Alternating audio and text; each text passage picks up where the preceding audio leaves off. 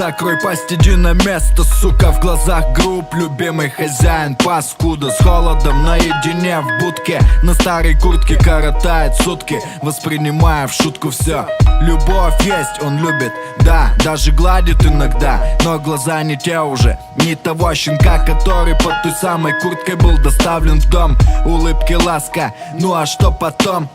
Улица, незнакомые лица, начинал скалиться. Гнали, кем вы стали все, еда не нравится, но приходится и так уж водится, что плевать на тех, кто другом по сути приходится. Крик души слышен стулом и боем в будке. Я дышу, я поборюсь, но мысли в промежутке о том, как хорошо быть котом, который спокойно заходит в тот дом. Так вот, я о чем?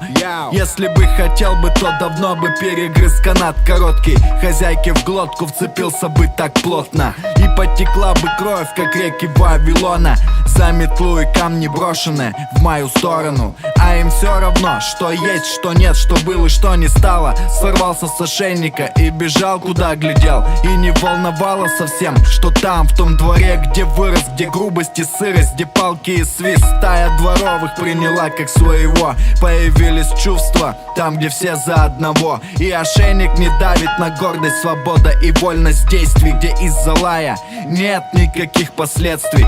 Пробегая однажды рядом с домом родным, увидел, как хозяин курил. Он был совсем седым, увидевший друга, встал на колени и молил, чтобы подошел Мухтар, но Мухтар не подходил. Стая ушла, а он так и на коленях ждал. Где же ты был раньше, когда я в будке тосковал? Умерла хозяйка после пьянки соседской, дочь забыла отца после этих бедствий. Спился совсем, это бездна из стен.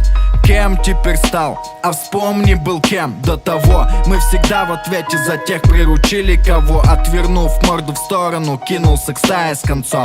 И у пса есть чувство, помни, ничего не чувствуют лишь камни. Дома закрыли ставни и, роняя слезы среди всех могил, нашел хозяина, которого так полюбил, но вернуть нельзя его.